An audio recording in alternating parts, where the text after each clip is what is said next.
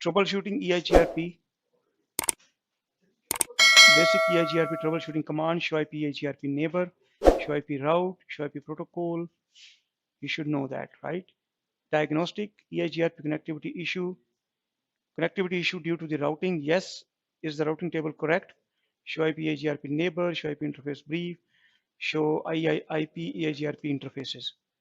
If then troubleshoot, if the routing table is correct, no, then troubleshoot. Yes, does traffic take desired path?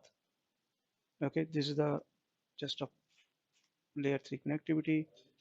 We can check the before we enable it. EIGRP parameters, show IP EIGRP, show IP protocol, EIGRP interfaces, show IP EIGRP interfaces. So these are the interfaces where we are running the OSP or EIGRP.